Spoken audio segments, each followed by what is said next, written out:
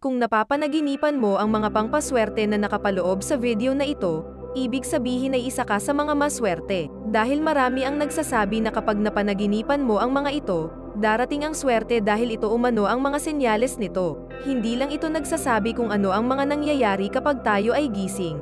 Ito din ay nagiging gabay upang matupad natin ang ating mga minimithi.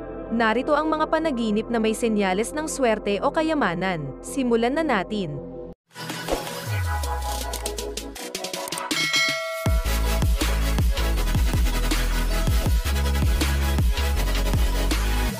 Isa, panaginip na nagbibilang ng pera. Noong una ito ay pinaniniwalaan na magiging successful ka sa susunod mong trabaho kung ang isang tao ay hindi pa kasal. Ito ay senyales na makakakita siya ng kanyang magiging kabiyak. At para naman sa mga may asawa na ay senyales ito ng pagdating ng maraming biyaya gaya ng pera. Dalawa, panaginip sa dugo. Kapag ganito ang iyong panaginip, ang ibig sabihin ay magkakaroon ng pag-agos ng swerte at pera sa inyong pamilya. Tatlo, panaginip sa ahas. Maraming tao ang naniniwala na ang pagpapanaginip sa ahas ay senyales ng kayamanan. Kung ikaw ay isang businessman at napanaginipan ito, senyales na ito na magiging successful ang iyong negosyo. Apat, panaginip na nakita ang Buddha. Ang mapanaginipan ang Buddha ay senyales ng swerte. Ito ay simbolo ng kapayapaan sa inyong buhay. Ang mapanaginipan ito ay senyales na pagiging maswerte sa hinaharap.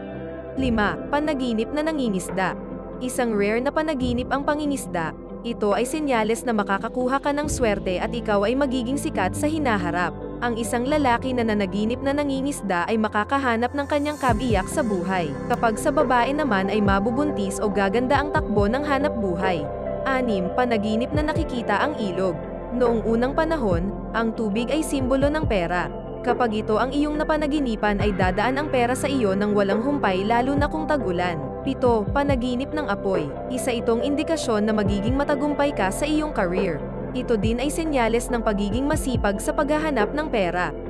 8. Panaginip ng pagkakaroon ng bisita. Kung napanaginipan mo na mayroon kayong panauhin sa inyong bahay ay senyales na ito ng pagpasok ng maraming biyaya. 9. Panaginip ng pagbili ng alahas. Kung ito ang panaginip mo, ang iyong relasyon sa hinaharap ay magiging maganda. Ang mga single ay makakahanap ng katuwang at ang magkasintahan ay ikakasal. 10. Panaginip ng pagiging buntis. Ang panaginip na ikaw ay buntis ang isa sa pinakamagandang senyales. Ikaw ay magkakaroon ng masaya at magandang buhay. Ito din ay may malaking porsyento na magkatotoo, na ikaw ay mabubuntis. Hindi masama ang maghangad ng maraming biyaya pero dapat alam natin kung hanggang saan lang dapat tayo. Ang pagiging ganid sa biyayang natatanggap ay mayroong kaparusahan. Itong mga impormasyon na ito ay gabay lamang. Kung ang mga ito ay napanaginipan maaari mo itong ikatuwa. Ngunit ang umasa dito ay hindi tama, matuto tayong magsumikap para maabot ang mga ito.